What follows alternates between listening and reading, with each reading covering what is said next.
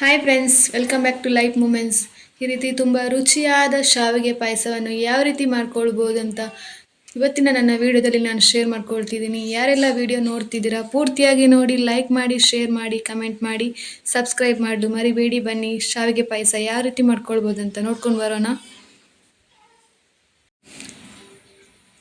ಮೊದಲಿಗೆ ನಾನಿಲ್ಲಿ ಒಂದು 3 ಸ್ಪೂನ್ ಆಗುವಷ್ಟು ತುಪ್ಪ ಹಾಕ್ಕೊಂಡು, ಸ್ವಲ್ಪ ಗೋಡಂಬಿ, ಸ್ವಲ್ಪ ಒಣ ದ್ರಾಕ್ಷಿ ಹಾಕ್ಕೊಂಡು ಈ ರೀತಿ ತುಪ್ಪದಲ್ಲಿ ಫ್ರೈ ಮಾಡ್ಕೊಳ್ತಿದ್ದೇನೆ. ಇದು ಸ್ವಲ್ಪ ಕಲರ್ ಚೇಂಜ್ ಆಗುವವರೆಗೂ ಇದನ್ನು ಫ್ರೈ ಮಾಡ್ಕೊಳ್ತಾ ಇರಬೇಕು.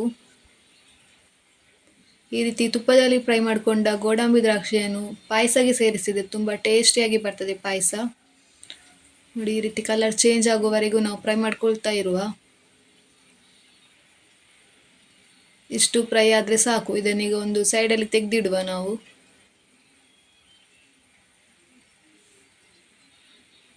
ಇದು ಸಾಕು ಈಗ. ನಂತರ ಇದೇ ಪಾತ್ರೆಗೆ ನಾನಿಲ್ಲಿ 1 ಕಪ್ ಆಗುವಷ್ಟು ಶಾವಿಗೆ ಹಾಕೊಳ್ತಿದ್ದೇನೆ. ತುಪ್ಪ ಕೂಡ ನಾನು ಅದೇ ತುಪ್ಪದಲ್ಲಿ ಫ್ರೈ ಮಾಡ್ಕೊಳ್ತಿದ್ದೇನೆ. ನಿಮ್ಮ ಹತ್ರ ಜಾಸ್ತಿ ತುಪ್ಪ ಇದ್ದರೆ ಹಾಕ್ಕೊಳ್ಬೋದು. ಈ ರೀತಿ ಚೆನ್ನಾಗಿ ಕಲರ್ ಚೇಂಜ್ ಆಗುವವರೆಗೆ ಇದನ್ನು ಫ್ರೈ ಮಾಡ್ಕೊಳ್ತಾ ಇರುವ. ನೋಡಿ, ಕಲರ್ ಚೇಂಜ್ ಆಗ್ತಾ ಬಂತು. ಇನ್ನೊಂದು ಸ್ವಲ್ಪ ಹೊತ್ತು ಇದನ್ನು ಈ ರೀತಿ ಫ್ರೈ ಮಾಡ್ಕೊಳ್ತಾ ಇರುವ.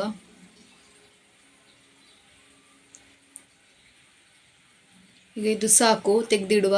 ಈಗ ನಾನು ಅದೇ ಪಾತ್ರೆಗೆ ಒಂದು 3 ಲೋಟ ಆಗುವಷ್ಟು ಹಾಲು ಹಾಕೊಳ್ತಿದ್ದೇನೆ. ಲೋಟದಲ್ಲಿ 2 ಲೋಟ ನೀರು ಹಾಕೊಳ್ತಿದ್ದೇನೆ. ಇದು ಹಾಲನ್ನು ಚೆನ್ನಾಗಿ ಕುದಿಸುವ. ಚೆನ್ನಾಗಿ ಕುದಿಬೇಕು ಹಾಲು.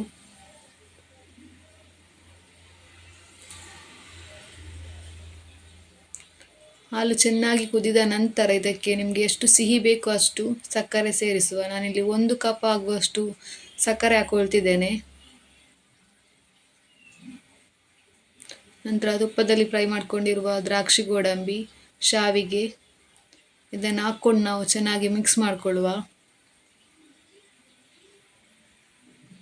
ಈ ರೀತಿ ಚೆನ್ನಾಗಿ ಮಿಕ್ಸ್ ಮಾಡಿಕೊಂಡು ಒಂದು 2 ಸಲ ಕುದಿ ಬರಲಿಕ್ಕೆ ಇಟ್ಟರೆ ಸಾಕು. ಇದು ಚೆನ್ನಾಗಿ ಬೇಯ್ತದೆ ಶಾವಿಗೆ ಕೂಡ.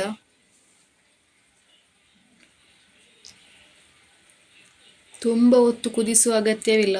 ಪಾಯಸ ಕೂಡ ದಪ್ಪಗಾಗ್ತದೆ. ಸೊ 1-2 ಸಲ ಕುದಿ ಬಂದರೆ ಸಾಕು. ಈಗ 1 ಸಲ ಕುದಿ ಬರ್ತಾ ಉಂಟು. ಆವಾಗಲೇ ನಾನು ಸ್ವಲ್ಪ ಏಲಕ್ಕಿ ಪೌಡರ್ ಹಾಕ್ಕೊಳ್ತಿದ್ದೇನೆ. ಒಂದು ಅರ್ಧ ಸ್ಪೂನ್ ಆಗುವಷ್ಟು ಏಲಕ್ಕಿ ಪೌಡರನ್ನು ನಾನು ಹಾಕ್ಕೊಳ್ತಿದ್ದೇನೆ. ಅಂದರೆ ಇದನ್ನು ಚೆನ್ನಾಗಿ ಮಿಕ್ಸ್ ಮಾಡಿಕೊಳ್ಳುವ. ಏಲಕ್ಕಿ ಪೌಡರನ್ನು ಹಾಕ್ಕೊಂಡು ಚೆನ್ನಾಗಿ ಮಿಕ್ಸ್ ಮಾಡಿಕೊಳ್ಳುವ. ಈ ರೀತಿ ಚೆನ್ನಾಗಿ ಮಿಕ್ಸ್ ಮಾಡಿಕೊಂಡು 1 ಸಲ ಇದನ್ನು ಕುದಿ ಬರಲಿಕ್ಕೆ ಇಡುವ. ಈಗ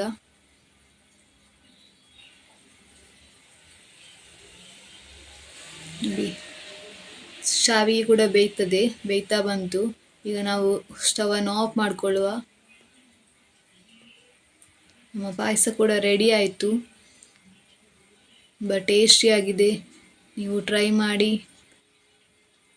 ಯಾರೆಲ್ಲ ವಿಡಿಯೋ ನೋಡ್ತಿದ್ದೀರಾ ಲೈಕ್ ಮಾಡಿ, ಸಬ್ಸ್ಕ್ರೈಬ್ ಮಾಡಲು ಮರಿಬೇಡಿ. Thank you.